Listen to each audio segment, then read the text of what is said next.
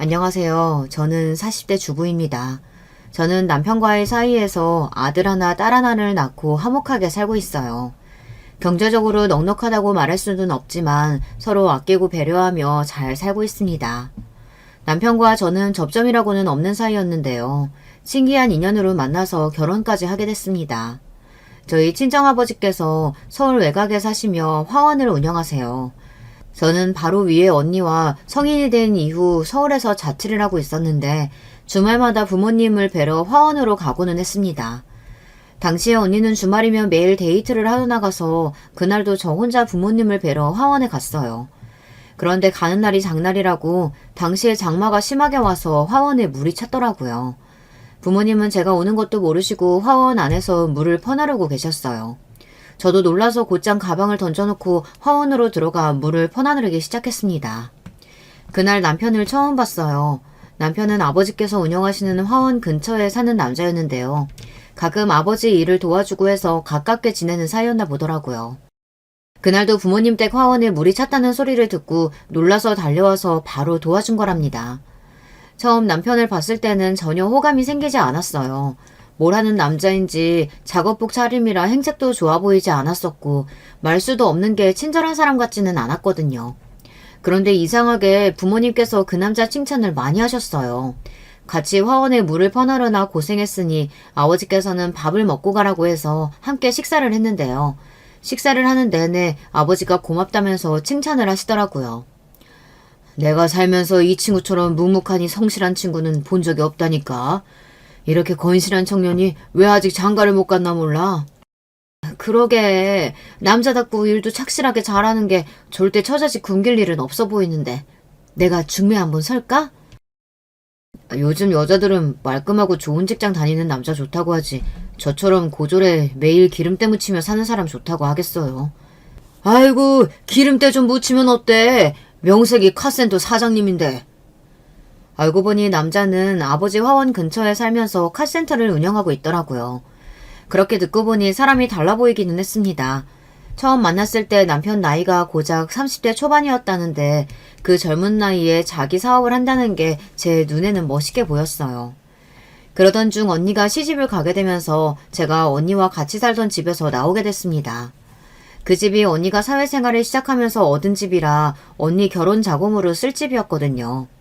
때마침 저도 직장을 옮기게 돼서 아예 부모님 댁으로 다시 들어가 살기 시작했어요.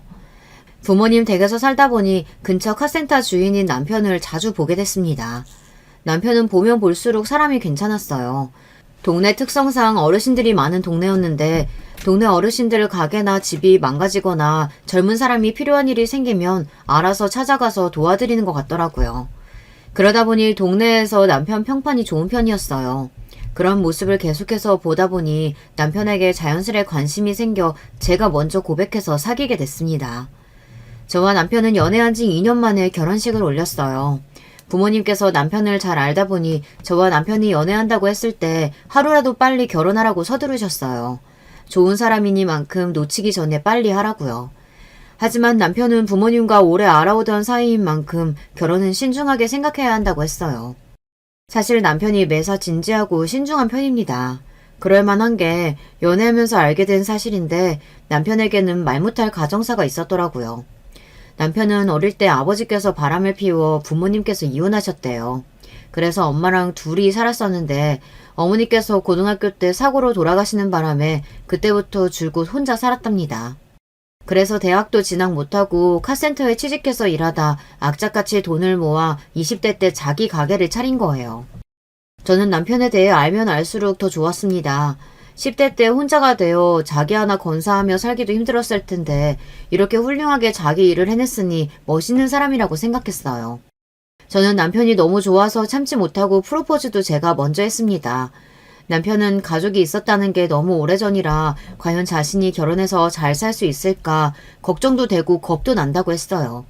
하지만 저는 남편이 잘 해낼 수 있다는 걸 누구보다 확신했습니다. 부부로 살면서 어떤 힘든 일이 생겨도 둘이 같이 이겨내면 문제 없다고요. 역시나 제 예상대로 저희 부부는 문제가 없었습니다. 어떤 일이 생겨도 둘이 함께 이겨냈어요. 결혼 초기에는 아무 문제 없이 정말 행복하기만 했습니다. 그런데 결혼한 지 3년이 넘었을 때 일이 좀 있었는데요. 남편이 운영하던 카센터를 담보로 대출을 받아 아는 지인에게 투자를 했어요. 저도 잘 아는 지인이라 저도 남편에게 허락한 일이었습니다. 그 친구가 절대 저희에게 피해가 되는 행동을 할 사람이 아니라는 걸 알고 있었거든요. 그런데 저희가 너무 순진했나 봐요. 사람이라는 게 원래 돈 앞에서는 부모 형제도 없는 법인데 친구가 무슨 소용이었겠어요. 남편에게 투자를 받은 지인이 사업이 망해서 그대로 연락두절 상태가 되었습니다. 이미 사업체에 들어갔던 보증금이랑 투자 비용은 날린 지 오래라 저희가 받을 수 있는 원금조차 언제 받을 수 있을지 알 수 없었어요. 남편은 이러다 우리 카센터까지 날릴 위기에 처하자 어떻게든 그 지인을 만나기 위해 백방으로 수소문하고 다녔습니다. 아마 지금까지의 인상에서 그때가 저와 남편에게 가장 힘들었던 순간인 것 같아요. 그때 저희 큰애가 돌 간신히 넘어서 제가 업고 다닐 때였는데요. 남편이랑 둘이 아들을 얻고 그 지인을 찾기 위해 팔방으로 돌아다녔거든요. 그러던 중 그 지인의 고향집에 갔다 지인을 찾긴 찾았어요. 그런데 그 지인 꼴을 보는데 돈을 받기는 글렀구나 라는 걸 바로 알겠더라고요. 너희 사정 모르는 거 아닌데 제발 좀 기다려줘. 내가 하다하다 부모님 시골집이라도 팔아보려고 애원하러 여기까지 온 거야. 아흔이 다 된 부모에게 집이라도 팔아달라고 사정하러 왔다는 사람에게 도무지 돈 이야기를 못하겠더라고요. 아무리 그래도 연세 드신 부모님 집을 네가 팔면 어떡해. 우선 급한 불은 내가 해결해 볼 테니까 부모님께 괜한 소리 하지 말고 너 살 궁리부터 하고 있어. 남편은 그런 사람이었습니다. 지금 당장 본인이 가진 걸 다 날릴 수도 있는 상황에서 친구 걱정을 하더라고요. 고맙다. 고마워, 친구야. 내가 죽는 난이 있어도 네 돈은 꼭 갚을 거니까 제발 조금만 기다려줘. 죽기는 왜 죽어 이 자식아. 처자식 있는데 당연히 버티고 살아야지. 이깟 돈 때문에 속 버리지 말고 밥 챙겨 먹고 다녀. 남편은 친구 주머니에 불쑥 돈 봉투를 찔러주고 그대로 저와 다시 집으로 돌아왔습니다. 집으로 올라오는 내내 저는 눈물이 날 것 같아 꾹꾹 참았어요. 저보다 남편이 더 속상할 텐데 제가 울면 남편이 더 힘들어할 것 같아서요. 저희 부부는 결국 카센터를 접게 됐습니다. 남편이 관련되어 있지 않는다 해도 남편도 투자한 건 사실이다 보니 책임이 없지는 않았어요. 빚쟁이들이 남편에게까지 찾아오자 급한 대로 남편이 카센터를 정리해서 지인의 빚을 먼저 갚았습니다. 그리고 서울 외곽에 있던 집을 정리해서 남편과 저는 서울의 집을 다시 얻었어요. 남편이 새로운 일을 시작하기로 했거든요. 저희 오빠가 인테리어 회사를 운영해요. 거기서 기술을 배울 사람을 뽑는다고 해서 남편이 오빠의 소개로 일을 배우기로 했습니다. 20년 가까이 카센터 일만 하던 사람이라 갑자기 업종을 바꾼다는 게 쉬운 일은 아니었지만 남편은 뭐라도 해보겠다는 마음으로 기술을 배우고 싶다고 했어요. 어쩌면 이게 새로운 기회일지도 모른다고요. 안 그래도 카센터도 잘 안 돼서 힘들었었는데 이렇게 된 마당에 새로운 기술도 배워두면 좋지 뭐. 당시에 제가 뱃속에 둘째까지 있는 상황이라 남편도 말은 안 해도 부담이 많이 됐을 거예요. 아무리 긍정적인 사람이라도 마흔이 다 되어서 새로운 일을 다시 시작한다는 게 쉬운 일은 아닐 텐데. 남편은 저희 오빠네 집 근처로 이사까지 하면서 이육을 불태웠습니다. 당시에 저희의 상황을 안타깝게 여긴 친정아버지께서 괜히 힘들게 기술 배우지 말고 아버지 화원 일이라도 돕는 게 어떻겠느냐 하셨는데 남편은 정중하게 거절했어요. 친구한테 그런 일까지 당하고 마음도 안 좋을 텐데 괜히 몸 상해가며 하는 일까지 해서 고생하지 말고 내 밑으로 들어와서 일 배워봐. 그럼 나중에 내가 이 화원 자네한테 물려줄게. 아니에요 아버님. 화원이야 아버님 어머님 평생 일구신 일인데 제가 돕서 받을 수는 없죠. 제 미래를 위해서라도 좋은 기술 배워주고 싶어요. 너무 걱정하지 마세요. 저 잘할 수 있어요.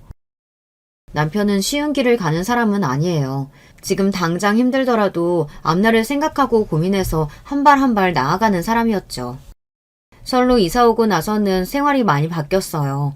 남편이 인테리어 공사 일을 배우기 시작하면서 어쩔 수 없이 친정언니랑 친정오빠가 사는 동네로 이사를 왔는데 생각보다 언니 오빠랑 가깝게 산다는 게 쉽지만은 않더라고요. 원래 예전부터 언니랑 오빠랑 사이가 썩 좋지는 않았어요. 저와 달리 언니 오빠는 욕심도 많은 편이라 항상 부모님께 받기만 하고 부모님을 위하는 자식은 아니었거든요. 다른 집들은 장남 장녀가 부모님도 잘 챙기고 어느 집은 가장 노릇을 하기도 한다는데 저희 형제들은 전혀 그렇지 않았습니다. 부모님을 챙기기는커녕 오히려 뺏을 거 없나 노리기만 했어요.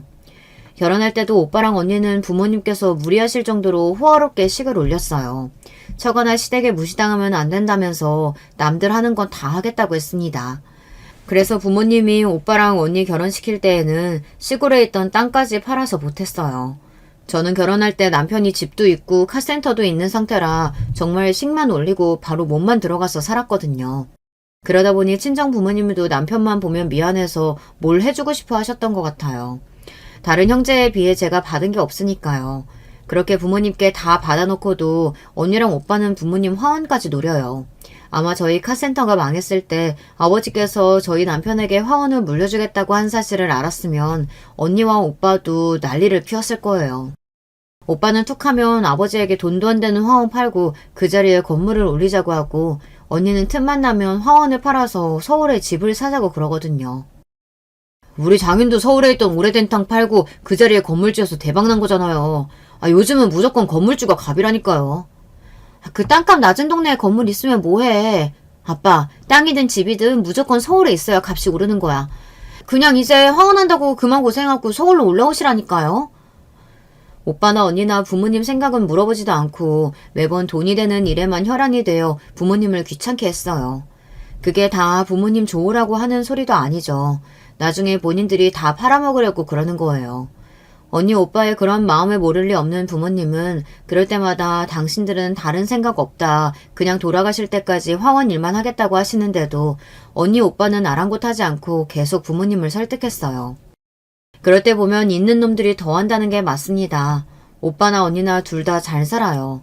오빠는 인테리어 가게를 하다 보니 돈도 잘 벌고 능력도 있어요. 올케 언니네 친정이 돈이 좀 있는 집안이라 장인어른이 오빠 가게를 차려준 거라고 하더라고요. 그러다 보니 오빠는 처가에 굉장히 잘해요. 처가에 무슨 일만 있으면 비서처럼 쪼르르 쫓아가요. 잘 살기는 언니도 마찬가지입니다. 형부가 대기업에 다니고 언니도 은행에 다녀서 언니네는 걱정이 없어요. 문제는 저죠. 같은 동네에 살아도 월세 사는 건 저희 부부밖에 없어요. 언니랑 오빠네는 둘 다 아파트를 자가로 가지고 있었거든요. 서울로 이사 오고 나서 가끔 언니나 오빠네 집에 다녀오면 저도 모르게 의기소침해지기도 했어요. 똑같이 결혼해서 똑같이 자식 키우며 사는데 사는 환경이 다르다 보니 은근 기가 죽기도 했지만 애써 기운을 냈습니다. 그런 저의 마음을 모를 리 없는 남편이 항상 저를 위로해주고는 했어요. 서울은 확실히 거리도 깨끗하고 집도 다 좋아. 나 일 잘해서 벌써 일당 제법 오른 거 알지? 내가 얼른 기술 배워서 돈 많이 벌 거니까 기대해. 우리도 서울에 아파트 금방 장만할 거니까. 남편은 그렇게 큰일을 겪고도 우울한 티도 내지 않고 금방 적응했어요. 한 번도 해본 적 없는 일인데 기술도 금방 배워서 일하면서도 인정도 받는 것 같더라고요.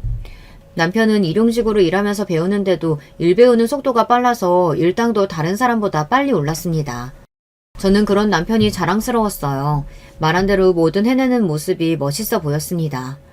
저도 어떻게든 남편을 돕고 싶어서 집에서 애들을 살뜰하게 키우며 애들이 유치원에 잠깐 갔을 때만이라도 동네 카페에서 아르바이트를 했어요. 그런데 어떻게든 잘 살아보려고 노력하는 저희 부부에게 자꾸만 상처를 주는 사람들이 있었습니다. 바로 저희 언니와 오빠였어요. 언니랑 오빠는 저를 만날 때마다 은근 제 속을 뒤집을 때가 있었어요. 한 번은 그런 적이 있었습니다.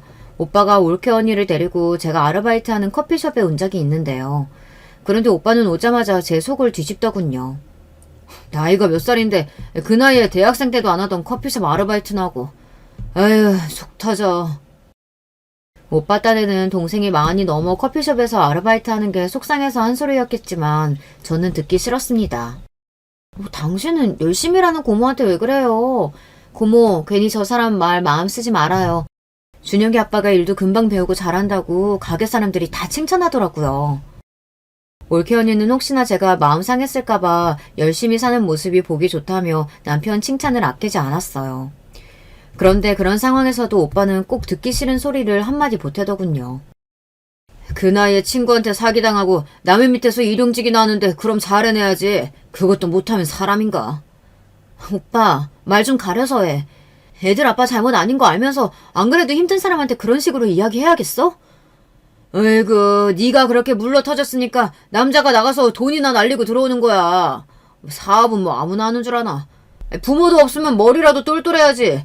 그 머리로 무슨 사업을 한다고. 네 남편은 일용직이 딱 어울려. 오빠, 진짜 그만해. 오빠가 준혁이 아빠에 대해서 뭘 안다고 그래. 우리가 지금이야 돈 좀 없어서 그렇지. 준영 아빠 애들한테도 잘하고 나한테도 잘해. 매일 술만 먹고 놀러 다니는 오빠보다 훨씬 좋은 남편 아빠라고. 저는 오빠에게 지지 않고 할 말 다 했습니다. 아무리 핏줄이라도 할 말 못할 말 구분하지 못하고 제 남편을 욕하는 건 듣기 싫었어요. 그런데 거기서 끝이 아니었습니다. 제 속을 뒤집는 건 오빠뿐이 아니었어요. 언니도 마찬가지였어요. 언니네 집은 걸어서 10분도 안 걸려요. 그러다 보니 애들 데리고 자주 놀러 갔는데요. 동네 놀이터보다 언니네 아파트 단지에 있는 놀이터가 더 가깝다 보니 자주 가게 됐습니다. 놀이터에 애들 데리고 놀다 보면 조카들도 학원 끝나고 왔다 갔다 하다 만나서 애들끼리 같이 어울려 놀기도 하고 간식도 사 먹고는 했어요. 저 나름대로는 이모로서 조카들을 챙긴다고 챙긴 건데 언니는 뭐가 또 마음에 안 드는지 만날 때마다 괜한 소리를 했습니다. 안 그래도 살쪄서 다이어트 시키고 있었는데 맨날 만날 때마다 떡볶이니 빵이니 이런 거 사주면 어떡해. 우리 애 살 뒤룩뒤룩 쪄서 돼지 되면 네가 책임질 거야? 큰 조카가 초등학교 3학년이었는데 최근에 살이 쪘다면서 언니가 어지간히 애한테 먹지 말라고 잔소리를 하더라고요. 저는 그런 언니가 이해가 안 돼서 아직 어린 애한테 다이어트는 무슨 다이어트냐고 했습니다. 이제 초3한테 다이어트는 무슨 다이어트야. 그리고 살이 찌기는 어디가 쪘다고 그래. 내가 보기엔 날씬하기만 한데. 어린애한테 말도 안 되는 거 가지고 괜히 스트레스 좀 주지 마. 언니가 원래 그래요. 사람이 좀 예민하고 까칠합니다. 어릴 때부터 본인도 살찌는 걸 싫어해서 매일 밥도 안 먹고 다이어트 약을 달고 살더니만 자기 자식들까지 힘들게 하더라고요. 저랑 같이 살 때도 그랬어요. 제가 저녁에 배고파서 야식이라도 시키면 아주 난리가 났었습니다.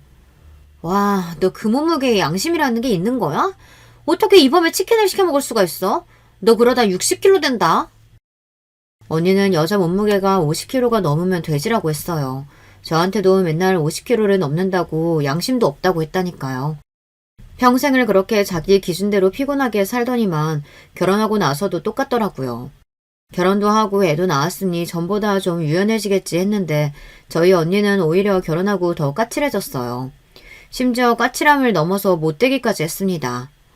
언니랑 저는 원래부터 성격이 안 맞아요. 어릴 때부터 성인이 돼서 같이 살 때까지 불편한 게 한두 가지가 아니었거든요. 원래도 먹는 것부터 입는 것까지 어느 하나 비슷한 점이라고는 없었어요. 어릴 땐 서로 너무 이해가 안 돼서 우리가 어떻게 한 배에서 나온 자매일까 싶을 정도로 신기할 때도 있었습니다.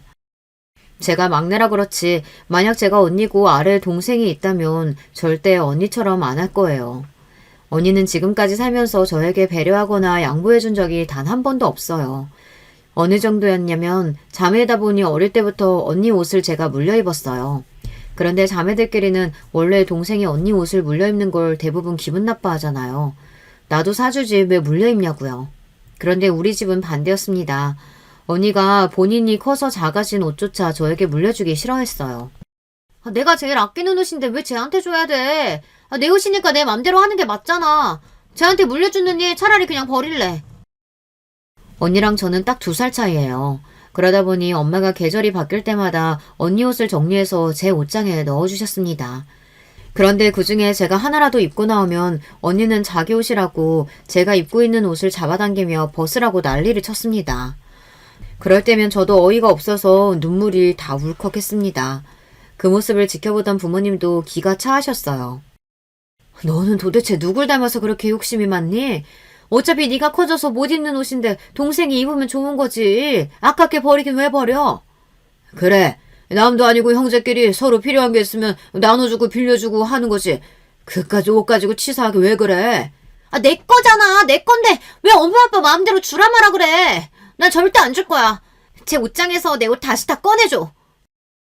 지금 생각하면 3살 버릇 80까지 간다는 말이 딱 맞습니다. 어릴 때야 뭣도 모르고 철이 없어서 그러나 보다 했었는데 언니는 지금까지도 욕심도 많고 배려심도 없었어요. 그나마 언니가 나이 들고 옛날보다 나아진 걸 굳이 찾자면 이제는 저에게 다 안 주겠다고 하지는 않는다는 겁니다. 대신에 언니는 뭘 줄 때마다 사람 기분 상하게 주는 이상한 재주가 있었어요. 애들하고 언니네 아파트 단지 놀이터에서 놀고 있으면 언니는 항상 집에 올라갔다가 가라고 했습니다. 그래서 언니네 집에 올라가면 웬 쇼핑백이 잔뜩 쌓여 있었어요. 그러면서 하는 말이 저에게 그 쇼핑백을 챙겨가라고 했습니다. 어제 애들로 정리했는데 작아진 옷들이 많더라고. 그래서 너희 애들 갖다 입히라고 내가 다 정리해놨어. 우리 애들 옷 다 백화점에서 사주는 거 알지? 다 비싼 브랜드들 옷이니까 아껴서 입어. 어릴 때 한두 번은 언니가 조카들 옷을 물려주면 고맙게 받아서 오곤 했어요.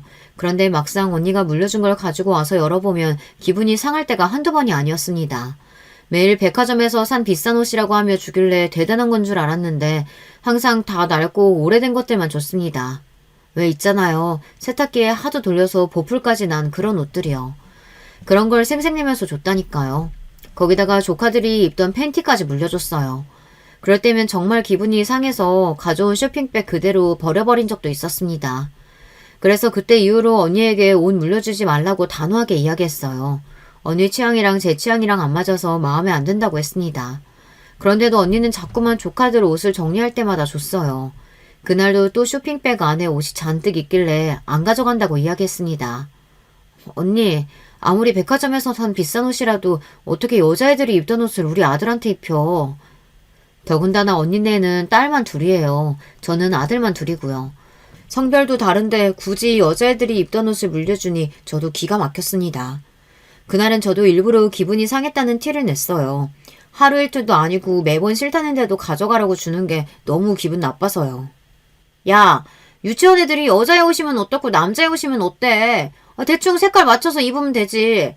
옛날에는 주기만 하면 신나서 가져가더니만 이제 와서 왜 괜히 자존심 풀려? 왜? 갑자기 없이 살다 보니까 이런 거 받는 게 더 자존심 상하니?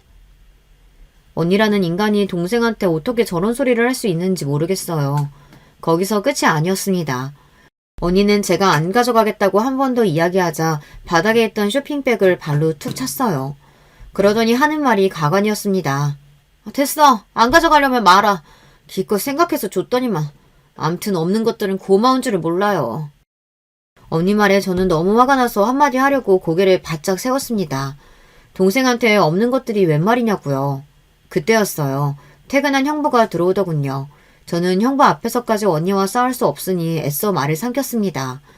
형부는 저에게 반갑게 인사하며 처제 왔냐고 저녁 먹고 가라고 했어요. 저는 도저히 언니랑 마주 앉아 기분 좋게 밥을 먹을 기분이 아니라서 애써 거절하고 나가려던 참이었습니다. 그런데 제 속도 모르고 형부가 또 저를 잡으며 괜한 오지랖을 부리는데 그것 또한 기분이 나쁘더군요. 이 더운 날 애들 데리고 그 좁은 집에서 밥 해먹이기 힘들 텐데 그냥 먹고 가지. 그래, 처제도 가만 보면 고집이 세. 정 싫으면 냉장고에 고기라도 한 덩이 가지고 가. 그거 한우야, 한우. 처제네 애들은 한우 구경도 못 해봤을 텐데 이모부가 다른 건 몰라도 한우 정도는 줄 수 있지. 이건 꼭 가져가. 형부는 굳이 냉동고를 열어 딱딱하게 얼어있는 소고기 한 덩이를 생색내면서 줬어요. 손에 들린 고깃덩이를 보는데 열불이 확 오르더군요. 언니랑 형부는 똑같은 사람이에요. 둘 다 말하는 게 얼마나 얄미운지 천생연분이 따로 없었습니다. 형부한테까지 싫은 내색을 할 수 없어서 저는 그날 애들하고 고깃덩이를 들고 집에 왔습니다. 기분 좋게 애들하고 놀고 들어와서 나쁜 내색을 하고 싶지 않아 저는 애써 웃으며 남편과 아이들에게 소고기를 구워줬어요. 소고기는 죄가 없으니까 말이죠. 결혼하고 서울에 와서 애들 키우는 동안 내내 이런 식이었습니다. 언니와 오빠에게 서운한 일이 한 트럭이었어요. 그때그때 일일이 제가 기분 나쁘다고 표현하고 이야기를 하는데도 오빠와 언니는 제 말을 들어주지 않았습니다. 오히려 제가 자격지심을 부리는 거라고 여겼어요. 그런데 어느 날이었습니다. 남편이 며칠 동안 일이 많아서 무리를 했더니 몸이 좀 안 좋았어요. 그럴 줄 알았습니다. 오빠가 일만 생기면 남편한테 일을 다 몰아줘서 쉬는 날도 없이 거의 일을 했어요. 아무리 체력이 좋은 사람이어도 병이 안 나려야 안 날 수가 없었습니다. 그날은 남편이 자는 내내 끙끙 앓는 소리를 내길래 제가 안쓰러워서 오빠에게 하루만 쉬어야 할 것 같다고 연락을 했어요. 그런데 제 말에 오빠가 대뜸 하는 소리가 기가 막혔습니다. 없이 살수록 사람이 성실해야지. 이렇게 약속을 마음대로 어기면 어떡해. 오늘 일 펑크내면 안 되는 중요한 일이니까 죽을 병 아니면 그냥 나오라고 해. 오빠는 제 말이 끝나기도 전에 무조건 그냥 나오라고 하라고 했습니다. 저는 오빠의 말이 어이가 없어서 말이 좋게 나가지를 않았어요. 애들 아빠가 매일 이러는 것도 아니고 일한 지 반년 만에 너무 아파서 처음으로 하루 쉰다는 건데 말을 왜 그렇게 해? 오빠는 사람 아프다는데 어디가 어떻게 안 좋은 건지 걱정도 안 돼? 얼씨구, 배가 불렀네 불렀어. 하루 일해서 하루 먹고 사는 일용직 주제에 이 핑계 저 핑계 대면서 안 나오면 뭘 먹고 살겠다는 거야? 처자식 굴기겠다는 거야 뭐야? 오빠는 애초에 말이 안 통하는 사람이에요. 제 말이 무슨 뜻인 줄도 모르고 자기 말만 하고 있었습니다. 오빠가 언제 나나 우리 애들 걱정을 했다고 처자식을 먹여 살린 애 마네야. 우리 애들 아빠 충분히 가장 노릇 잘하고 있거든? 그리고 오빠가 맨날 돈도 안 되는 거 몇 건씩 부려먹느라 일정 말도 안 되게 짜는 바람에 힘들어서 병난 거잖아. 그랬습니다. 제가 옆에서 봐도 오빠가 남편에게 하는 행동이 좋아 보이지는 않았어요. 남편이 일을 배우는 중이고 수습이다 보니 일당이 많지 않아요. 거기다가 경력에 비해 일은 또 잘하다 보니 싼 맛에 일을 막 시키는 것 같더라고요. 남편이야 잘하고 싶은 마음에 무리해서라도 일하다가 병이 난 거고요. 형님 죄송해요. 제가 몸살 기운이 있어서 그런 건데 바로 약만 지어서 먹고 출근하겠습니다. 옆에서 저와 오빠의 통화 내용을 듣고 있던 남편이 안 되겠다 싶었는지 누워있다 벌떡 일어나서 바로 출근하겠다고 오빠 전화를 받았어요. 저는 남편의 말이 속상해서 그럴 필요 없다고 하루 쉬라고 했는데도 남편은 아니라고 나가겠다고 했습니다. 형님이 힘들게 알아봐 주신 자리인데 내가 그러면 안 되지. 나 약 먹고 출근하면 되니까 걱정하지 마. 금방 갔다 올게. 세상에 이런 가족이 또 있을까요? 막내 여동생 남편을 데려다가 부려먹겠다는 못된 심부를 어떻게 해야 할지 모르겠습니다. 저는 고민이 많았습니다. 남편이야 뭐든 괜찮다고 일을 빨리 배워서 하루라도 빨리 자기 가게를 차리고 싶다고 하는데 저는 오빠 밑에서 남편이 일하는 게 마음에 안 들었어요. 남편이 하고 싶어서 하는 일이기는 했지만 저는 남편이 일하러 나갈 때마다 걱정됐어요.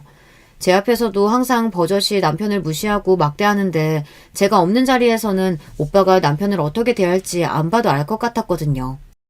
아니나 다를까 일이 좀 있었어요. 하루는 남편이 일을 나갔는데 집주인이 진상이었나 봐요. 남편이 해야 하는 일도 아닌데 집주인이 전구를 갈아달라, 화장실 세면대 막힌 것 좀 뚫어달라, 귀찮게 했나 봐요. 다른 사람들 같으면 절대 안 해줄 일들이었지만 남편은 워낙에 연세 드신 분들이 하는 부탁을 거절 못하는 성격이다 보니 다 들어줬대요. 그래서 일이 생각보다 늦어진 거죠.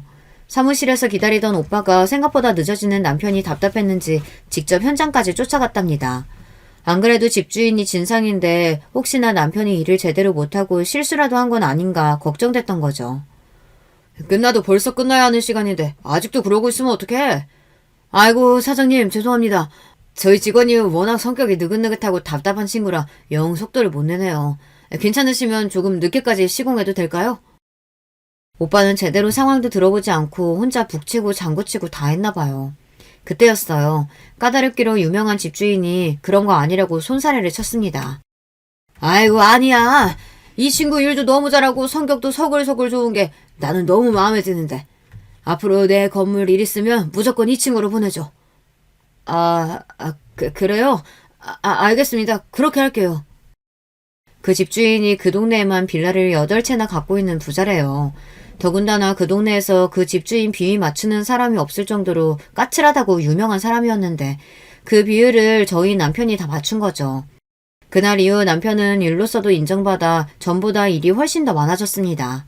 전에는 오빠가 일을 시켜줘서 할 수 있었는데 언제부터는 남편 앞으로 일이 소개를 통해 많이 들어와 굳이 오빠가 소개해주는 일이 아니더라도 개인적으로 알아서 일할 수 있었어요. 그러다 보니 자연스레 슬슬 남편도 따로 인테리어 가게를 내도 되겠다 싶은 생각이 들었습니다. 그러던 어느 날이었어요. 친정아버지 생신이라 오랜만에 온 식구가 친정에 다 모였습니다.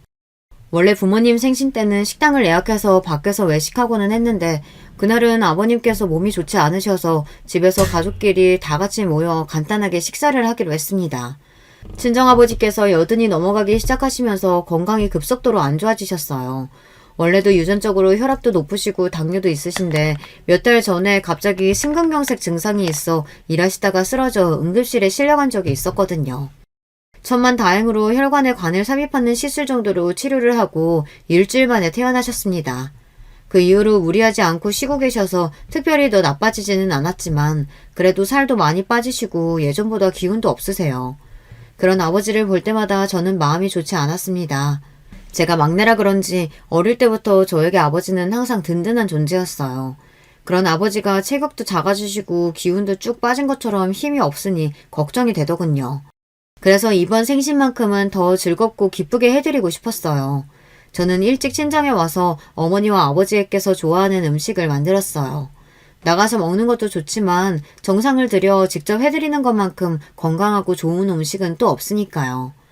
그런데 기껏 어머니랑 몇 시간 동안 고생해서 상다리가 휘어지게 차렸더니만 언니라는 년이 오자마자 헛소리를 했습니다. 그냥 나가서 사 먹자니까 왜 굳이 힘들게 고생을 사서 하고 그래. 막내, 너는 누가 너더러 밥값 내러 가는 것도 아닌데 왜 엄마까지 하루 종일 서서 음식을 하게 하니? 언니는 엄마 걱정하는 척을 하며 사람을 또 개무시했습니다. 저는 하루 이틀 일도 아니니 웬만하면 좋게 넘어가려고 했어요. 아버지 생신인데 괜히 집안에 큰소리 나게 하고 싶지 않아서요. 아유, 아버지 좋아하는 반찬이야 엄마가 제일 잘하는데 그럼 내가 해야지 누가 해? 엄마는 이런 건 일도 아니야. 왜 괜히 일찍 와서 고생하는 동생한테 잔소리라고 그래? 말은 안 해도 제 표정이 한순간에 싹 굳어버리자 어머니도 신경이 쓰였는지 언니에게 그만하라며 솔짓을 하셨습니다.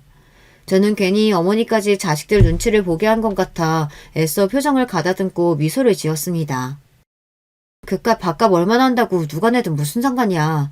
돈이 문제가 아니라 매일 나가서 사 먹는데 한 번 정도는 집에서 식구들끼리 시끌벅적하게 맛있는 거 만들어 먹으면 재밌잖아. 애들한테도 추억이고. 언니도 그러고 멍하니 서 있지 말고 빨리 와서 전이나 부쳐. 아버지 좋아하시는 새우 내가 다 까놨어. 이러니 저러니 해도 한 핏줄이고 가족이잖아요. 언니가 아무리 얄밉고 싫어도 다 똑같은 자식들 키우면서 늙어가는 처지인데 제가 좋은 마음으로 대하다 보면 언니도 저를 동생으로서 아낄 때가 분명히 올 거라고 기대했습니다. 그런데 사람은 그렇게 쉽게 변하는 게 아니더군요. 언니든 오빠든 형부든 조화는 잘 지내려야 잘 지낼 수 없는 사람들이었습니다. 식사를 마치고 조카들이 사온 케이크를 꺼내 노래도 부르고 아버지께서 초를 끄셨습니다. 그때까지만 해도 완벽한 생일 파티였어요.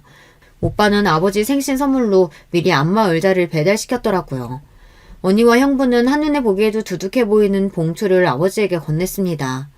저도 저희가 할 수 있는 한 최대의 정성을 담아 용돈을 건네드렸어요. 저희 아들들이 손으로 직접 만든 편지까지 같이 말이죠. 아이고, 내가 다른 건 몰라도 자식 농사 하나는 잘 지어서 다 늙어서도 이렇게 호강을 하네. 무슨 복인지 모르겠다. 아버지께서 연세가 들기는 하셨는지 손주들이 생일 축하 노래를 불러드리니 눈에 눈물이 가득 고여 금방이라도 울컥하실 것 같더라고요. 그런데 그때였습니다. 좋은 분위기를 삽시간에 식어버리게 만드는 사람이 있었어요. 시작은 형부였습니다.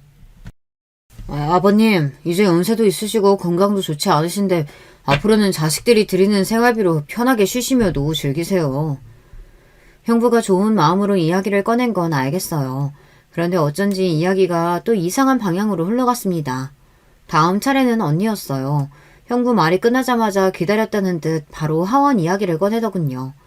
그래요, 아버지. 자식이 셋이나 있는데 설마 아버지 어머니 노후에 고생하게 두겠어요? 그러니까 이 김에 내 말대로 이 집이랑 하원 싹 다 팔고 서울에 집 사자니까요.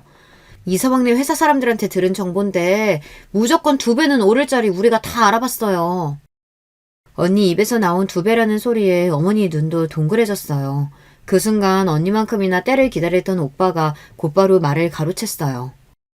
지금 같은 경기에 무슨 수로 집값이 2배로 뛰어. 너희는 명색이 대기업 다니고 은행 다닌다는 애들이 어쩜 그렇게 뜬구름 잡는 이야기를 하냐? 이제 부동산은 끝났어. 돈 벌려면 건물밖에는 답이 없다니까. 오빠는 세상 물정 모르는 소리 좀 하지 마. 아버지 회원 팔아봐야 얼마나 나온다고 건물을 올려. 그럴 돈 있어? 돈 없으면 대출받아서 우선 올리면 되지. 나중에 건물 다 지어서 분양하고 팔아봐라. 대출받은 거 금방 갚고도 남지. 저는 잘 모르겠습니다. 언니고 오빠고 도대체 왜 그렇게들 아버지 화원에 관심이 많은 줄 모르겠어요. 젊어서 아버지 어머님 2분이 화원 운영하느라 고생하실 때는 다들 자기 일 바쁘다는 핑계로 관심도 없었으면서 이제와 뒤늦게 속이 뻔히 보이는 짓을 하는지 모르겠습니다. 금세 집안 분위기가 시끌시끌해지자 조금 전까지만 해도 눈을 붉히던 아버지께서 한숨을 깊게 내쉬었습니다. 그리고는 점잖은 목소리로 하시는 말씀이 충격적이었어요. 다들 모였으니 이제는 말을 해야겠구나. 지금부터 내가 하는 얘기 잘 들어라. 그네고 작은 딸이고 내 화원 가지고 건물 만드니 집사니 앞으로는 그런 소리 일절 하지들 마. 내 화원은 막내한테 줄 거야. 아버지 입에서 나온 막내라는 소리에 오빠와 언니는 순식간에 입에 개거품을 물고 난리를 쳤습니다. 아버지, 그게 무슨 소리예요? 아버지 재산이라고는 여기 땅이랑 화원밖에 없는데 그걸 막내를 준다뇨. 진심으로 하시는 말씀이세요? 에이, 설마. 자식이 버젓이 셋이나 있는데 화원을 왜 막내를 줘요? 아버지 농담하시는 거죠? 오빠와 언니는 아버지의 말씀을 믿을 수 없다는 듯 해탈해서 웃기까지 했어요. 그러자 아버지께서 손바닥으로 식탁을 한번 세게 찌셨습니다. 내가 이 좋은 밥상 받고 너희한테 농담을 못하러 하냐? 화원 막내한테 주겠다는 말 진심이야. 너희들이야 다들 먹고 살 만큼 사니 굳이 몇 푼 안 되는 내 재산 욕심낼 거 없어. 내 화원짜리는 막내랑 막내 사이 하고 싶은 거 하게 해줄 거니까 그런 줄 알아. 언니와 오빠는 연신 말도 안 되는 소리라고 언성을 높였지만 아버지는 뜻을 굽히지 않으셨어요. 내가 이번에 쓰러지고 나서 확실히 알았다. 자식이라고 셋이나 있으면 뭐래? 사위 하나보다도 다들 못한대. 내가 별거 아니라고 간단한 시술만 하고 일주일 입원하면 된다고 했더니만 너희들 다 얼굴 한 번 안 비추고 전화 한 통 하고 말았어. 근데 우리 막내 사위는 나 입원한 날부터 시간만 나면 병원 들러서 나 먹을 것에 씻는 거며 얼마나 살뜰하게 챙겼는지 몰라. 내가 지금 이 나이까지 살면서 우리 막내 사위처럼 착한 사람은 본 적이 없다. 그랬습니다. 남편이 워낙 체를 안 내서 저도 그 정도로 남편이 아버지 병원에 자주 찾아갔는지는 몰랐었는데 남편이 아버지께서 병원에 입원해 있는 동안 어머니보다도 병원에 자주 갔대요. 어머니도 연세가 있으셔서 힘드신데 아버지 병간호하는 게 힘드실 것 같다고 굳이 본인이 자청해서 간 거랍니다. 남편도 매일 몸으로 하는 일이라 지치고 힘들었을 텐데도 짬만 나면 병원에 와서 간식을 챙겨드리고 퇴근하면 꼭 병원에 들러서 아버지 저녁을 챙겨드리고 머리까지 감겨드리고 왔답니다. 저는 다시 한번 저희 남편에게 감동했어요. 아이, 그깟 병원 좀 왔다 갔다 했다고 화원 주는 게 말이 돼요? 그리고 아버지, 말은 바로 해야죠. 아버지 병원 입원했을 때 우리 기의가 50만 원이나 보냈는데 무슨 소리예요? 난 돈보다 마음이 더 중요해. 지금까지 너희들 내가 다 지켜봤는데 막내 사이만큼 나랑 너희 엄마 마음으로 보살피고 챙기는 자식 없었다. 큰 재산은 아니지만 착한 우리 사위 자기 하고 싶은 일 하면서 살게 해주고 싶다. 내 마음은 그게 다다. 아버지는 돈이고 재산이고 부풀리는 것도 좋지만 당신이 평생 가꾸고 아낀 하원 조금이나마 귀한 자식에게 도움이 됐으면 한다고 하셨습니다. 아버지께서 워낙 완강하게 이야기하신 덕분에 언니와 오빠도 그 자리에서는 더 이야기하지 않았어요. 더 이야기하려고 해도 아버지께서 피곤하다고 방으로 들어가 버리셨거든요. 문제는 저와 남편이었습니다. 저희가 아버지에게 화원을 달라고 한 것도 아닌데 괜히 상황이 민망해져 버렸어요. 언니와 오빠 그리고 형부와 올케까지 다 있는 자리에서 남편은 저에게 화원 받지 않겠다고 말씀드리라고 했습니다. 아버지 화원 받겠다고 지금까지 내가 아버님한테 잘하려고 했던 게 아닌데 괜히 상황이 이상해졌네. 그러게 아버지가 저런 생각을 하고 계시는 줄은 나도 전혀 몰랐어. 아, 둘 다 내 손 좀 그만 떨어. 어쩐지 갑자기 아버지 생신상을 직접 차리네 마네. 그럴 때부터 이상했다니까. 그러게 군뱅이도 구르는 재주가 있다더니 순진함처럼 얌전한 척 하더니만 언제 뒤에서 잔머리를 그렇게 굴렸대. 그런 거 아닌 거 뻔히 알면서도 왜 그래. 오빠랑 언니도 알잖아. 우리 신랑이 어디 머리 굴리고 그럴 사람이야? 그리고 원래 옛날에 카센터 할 때부터 아버지가 우리 신랑 예뻐했어. 그런데 그때였습니다. 옆에 있던 형부가 똥 씹은 표정을 하더니만 들릴 듯 말 듯한 목소리로 생각지도 못한 말을 중얼거렸어요. 카센터는 도대체 언제적 카센터야? 결국은 남자 새끼가 노가다 나가는 주제에. 에휴, 한심해서 원. 순간 저는 얼굴이 터질 듯 빨개졌습니다. 형부가 좋은 사람이 아닌 줄은 진작 알고 있었지만 이 정도로 개념이 없는 인간인 줄은 몰랐어요. 저는 너무 화가 나서 형부의 어깨를 툭 쳤습니다. 형부, 지금 저희 들으라고 하신 말이에요? 인상을 확 구기고 나랑 남편에게 하는 소리냐고 따졌어요. 그러자 형부도 더는 연기할 필요가 없겠다 싶었는지 똑같이 인상을 구기면서 저를 쏘아보더군요. 아니, 내 말이 틀려? 막내 사이라고 있는 게 매일 빌빌거리면서 노가다나 하고 있으니까 아버님께서 면세게 해주려고 화원 주시겠다는 거잖아. 남들 앞에서 소개하기 얼마나 쪽팔렸으면 본인 화원까지 주겠다고 하시겠어. 순간 형부의 재수없는 눈빛에 저는 이성이 날아가 버리고 말았습니다. 저는 남편이 제 손을 잡고 말리는데도 자리에서 벌떡 일어났어요. 형부, 알지도 못하면서 그 입 좀 다물어요. 한 번만 더 내 남편 건드리는 소리 했다가는 형부 내 손에 죽을 줄 알아요. 그때까지 가슴속에 담아놓고 참고 참았던 울분이 터지고 말았습니다. 자기들이 능력 좀 있고 잘 산다고 저나 남편 앞에서 그렇게들 잘난 척하고 무시를 하더니만 결국은 사람 이성이 날아가 버릴 정도로 선을 넘고 마네요. 저는 금방이라도 형부에게 달려들어 주먹을 날릴 것처럼 주먹을 꽉 쥔 채 형부에게 울분을 담아 소리를 질렀습니다. 그 순간 저는 분명히 봤어요. 형부도 쫄아서 눈동자가 흔들리는 모습을요. 여보, 괜찮아? 진정해. 우리도 여기서 화내고 소리 지르면 저 사람들하고 똑같은 사람 되는 거야. 우리가 참자, 어? 남편은 그 순간에도 이성적이었습니다. 제 손을 꼬박 잡고는 저를 다독였어요. 저는 주먹을 쥔 손을 애써 더 꽉 쥐며 방으로 들어가 아버지를 불렀습니다. 내가 이 쓰레기 같은 인간들에게 복수하는 방법은 딱 하나밖에 없었어요. 이 인간들보다 잘 사는 거였습니다. 아버지, 우리 아버지 말씀대로 화원할게요. 화원 그대로 유지하면서 한쪽에 이 사람 인테리어 회사 차릴 수 있게 도와주세요. 저는 아버지에게 선전포고를 했습니다. 화원도 유지하면서 옆에서 남편이 하고 싶었던 인테리어 회사를 차릴 수 있게 해달라고 했어요.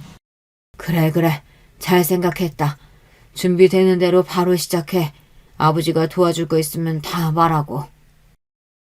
그 순간 언니와 오빠 그리고 형부의 표정은 저는 아직도 잊지 못합니다. 다들 놀라서 입을 쩍 벌리고 말문이 막혔는지 아무 말도 못하고 있었어요. 저와 남편은 언니와 오빠, 형부와 눈도 마주치지 않고 그대로 서울로 올라왔습니다. 그리고 곧바로 이사 준비를 하고 다시 아버지의 화원이 있는 동네로 돌아왔어요. 그리고 일이 잘 풀리려니 좋은 일이 격경사로 찾아오더군요. 예전에 남편이 카센터를 팔아가며 도와줬던 그 친구가 저희에게 돈을 갚았습니다. 덕분에 다시 카센터를 찾아올 수 있었어요. 하지만 남편은 카센터를 포기하고 화원 옆으로 새로 집을 짓기로 했습니다. 원래 부모님이 사시던 집이 워낙 오래되어 불편한 점이 많았거든요. 화장실도 밖에 있고요. 사실 매번 처가 올 때마다 좋은 집 지어드리고 싶다는 생각을 했었는데 이렇게 기회가 생겨서 얼마나 다행인지 몰라. 저는 도대체 무슨 복으로 이렇게 좋은 남자를 만났을까요? 남편은 카센터를 찾아올 수 있는 돈을 가지고 친정 부모님과 같이 살 집을 지었어요. 그리고 현재 아버지께서 하시던 화원을 어머니와 제가 같이 운영하며 그 옆에서 남편은 인테리어 회사를 시작했어요. 집도 회사도 이제 막 새로 짓고 시작해서 아직 정리되지 않은 것들이 많았지만 저는 너무 행복합니다. 이곳에 제가 사랑하는 모든 것들이 다 있거든요. 부모님과 남편 그리고 아들들까지 6식구가 하루 종일 붙어서 살다 보니 아버지 건강도 많이 좋아지시고 너무 화목해요. 언니와 오빠, 형부가 전혀 끼어들 틈이 없을 정도로요. 오히려 명절이나 집안 행사 때 오면 남편이 지은 집을 보고 부러워합니다. 튼튼하게 너무 잘 지었다고요. 와, 실력이 점점 더 일취월장하네. 이러다 나보다 더 잘 나가는 거 아니야? 이미 이 동네에서는 우리 막내 사이가 너보다 잘 나가. 세상에 이런 사위가 어딨냐? 다 부러워한다니까. 남편이 능력이 있기는 한지 저희가 지은 집을 보고 마음에 든다며 인테리어를 의뢰하는 사람들이 많아졌어요. 그러다 보니 동네에서 화원집 막내 사위라고 하면 모르는 사람이 없었습니다. 아버지께서 가족들만 모이면 그 자리에서 남편 자랑을 끝도 없이 늘어놓으셨는데 그럴 때마다 형부는 찍소리도 못하고 입술만 삐죽거리고 있습니다. 그 모습만 보면 얼마나 속이 시원한지 모르겠어요. 형부 나이도 벌써 40대 후반이네요. 대기업에서 그 정도 나이면 이제 슬슬 퇴직도 생각해야 할 나이 아니에요? 형부, 퇴직하면 애들 교육비에 뭐에 감당하기 힘드실 텐데. 전 급하시면 우리 그이한테 이야기하세요. 기술 가르쳐 드릴게요. 저는 형부를 볼 때마다 생각 있으면 기술 가르쳐 줄 테니 언제든 가게로 오라고 했습니다. 그럴 때마다 언니랑 형부는 애써 썩은 표정으로 웃어요. 본인들도 민망하겠죠. 지금까지 우리 앞에서 항상 자기들이 제일 잘난 줄 알고 잘난 척을 했었는데 일용직을 전전하던 우리 남편이 이제는 본인들보다 훨씬 더 돈도 잘 벌고 이 집안에서 인정받고 있으니 말이죠. 저는 요즘 어느 때보다 행복한 시간을 가지고 있습니다. 너무 좋아서 남편에게 농담으로 셋째나 가질까라고 이야기할 정도예요. 지금까지 저의 인생 이야기 들어주셔서 감사합니다. 여러분들께서도 자신을 무시했던 인간들에게 당당하게 성공한 모습을 보여줬던 사연이 있으시다면 댓글로 남겨주세요. 하나하나 읽어보고 저도 더 힘을 내서 열심히 살도록 하겠습니다. 여러분의 가정에도 항상 화목한 일만 가득하시길 바랄게요. 안녕하세요. 저는 30대 후반 주부입니다. 결혼 후 몇 년 되지 않아 너무 많은 일을 겪고 이제 좀 한숨 돌리며 사연을 보내봐요. 결혼 전 저는 본가에서 회사가 많이 멀어 회사 근처에서 자취하고 있었습니다. 그때 저는 남편과 사귀고 있었는데요. 가끔 제 집에서 오붓하게 데이트를 할 때마다 저는 남편에게 식사를 차려주거나 근사한 요리를 만들어줬습니다. 어릴 때부터 요리가 취미였던 터라 음식 맛에는 자신이 있었어요. 하지만 그때마다 남편은 꼭 이런 말을 했습니다. 자기야, 자기 음식은 맛있긴 한데 뭔가 아쉽다. 있잖아, 나중에 우리 엄마한테 요리 한번 배워보지 않을래? 조금만 배우면 딱 좋을 것 같은데. 저는 그 말을 들을 때마다 도대체 시어머니께서 얼마나 요리를 잘하시면 남편이 저렇게 말할까 굉장히 궁금했습니다. 그리고 결혼 허락을 받으러 갔을 때 처음으로 시어머니께서 만드신 음식을 먹어봤는데요. 솔직히 기대했던 것과는 다르게 제 입맛엔 잘 맞지 않았어요. 전체적으로 음식이 짜고 맵고 너무 자극적이었습니다. 저는 간이 적당하고 자극적인 음식은 좀 피하는 쪽이었거든요. 남편은 이렇게 짜고 자극적인 음식만 먹고 자랐으니 당연히 제가 만든 음식은 뭔가 아쉬웠겠죠. 그래도 어른 앞에서 깨작깨작 먹을 수는 없어서 맛있다고 말씀드리며 열심히 먹었습니다. 시어머니께서는 남편에게 제가 가끔 식사를 차려줬던 이야기를 들으셨던 건지 결혼 허락 받으러 간 자리에서 대놓고 말씀하셨죠. 네가 준석이 밥 차려줬단 얘기 들었다. 사실 난 회사원보단 좀 더 번듯한 직업 가진 아이를 며느리로 드리고 싶었는데 그래도 내 아들 밥은 안 굶길 것 같아서 결혼 허락하는 거야. 알겠니? 시어머니 말씀에 저는 기분이 좋지 않았지만 그래도 결혼 허락해 주셔서 감사하다고 말하고 예쁘게 웃으려고 노력했습니다. 그냥 시어머니 말씀에 기분이 좋지 않았을 때 박차고 나왔어야 했는데 그때는 남편이 너무 좋아 눈에 콩깍지가 씌어 있었나 봐요. 그 후 약간 아슬아슬한 분위기에서 상견례를 진행하고 저는 남편과 결혼했습니다. 결혼만 하면 저와 남편도 여느 신혼부부들처럼 알콩달콩하게 살 거라 생각했지만 현실은 그렇지 않았죠. 처음부터 삐걱거렸습니다. 신혼여행을 다녀온 뒤 저는 남편과 시댁으로 인사를 드리러 갔습니다. 마침 점심때 도착해서 식사 얘기가 나왔고 시어머니께서 제 요리 솜씨 좀 보자면서 저보고 점심 좀 차려보라고 하셨습니다. 처음으로 시어머니께 음식을 대접하려니 엄청나게 긴장되더군요. 그래도 최대한 맛있게 음식을 만들어 시어머니께 인정받고 싶었죠. 저는 온 힘을 다해서 열심히 음식을 만들어 점심을 차렸습니다. 그런데 시어머니께서 차려놓은 음식을 한 입 드시더니 식탁이 부서져라 숟가락을 내려놓으시더군요. 우리 아들이 요리 잘한다고 하길래 기대했더니 이게 뭐야. 반찬 맛도 덜 들었고 찌개도 간이 하나도 안 맞네. 아유, 넌 이제껏 이런 걸 우리 아들한테 먹인 거야? 안 되겠다. 너 주말마다 와서 나한테 요리 좀 배워라. 처음 뵀을 때부터 느꼈지만 시어머니께서는 보통 성격이 아니셨습니다. 깐깐함과 고집스러움으로 똘똘 뭉친 듯 보이셨달까요? 그리고 가장 중요한 건 본인 음식에 자부심이 대단해 보였어요. 물론 그만큼 음식도 맛이 있었어요. 하지만 중요한 건 시어머니께서 하신 음식이 제가 한 음식과 많이 달랐다는 거죠.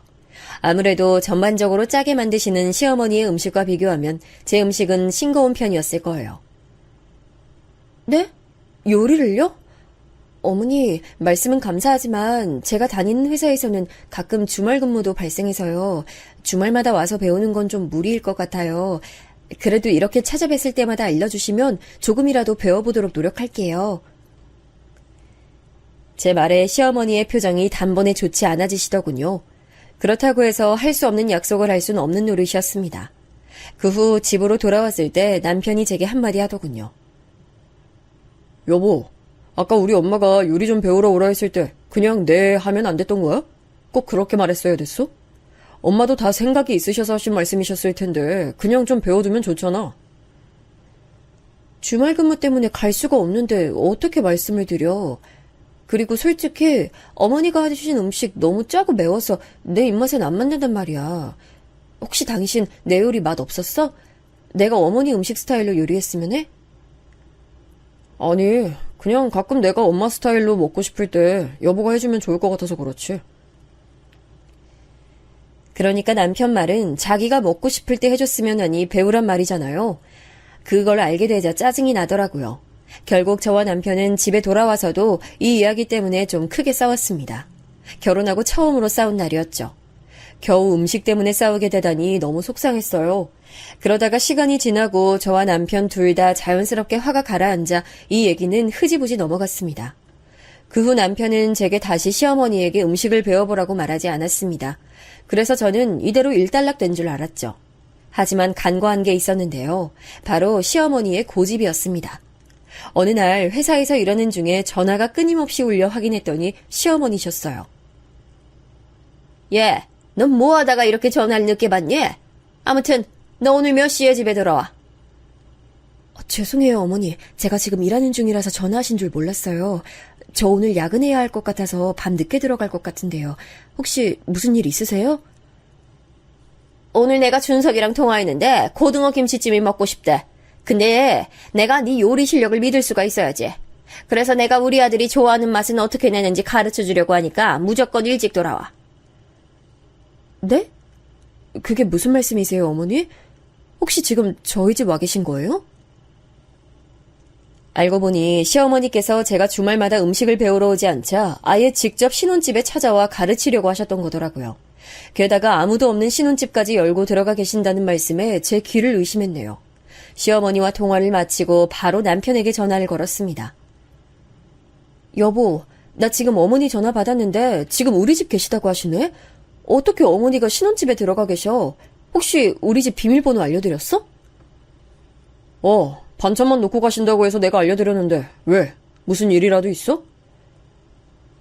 아니, 당신이 오늘 어머니랑 통화하면서 고등어 김치찜 먹고 싶다고 했다면서 그래서 오늘 그거 나한테 가르쳐 주신다고 일찍 집에 들어오라고 하셨어.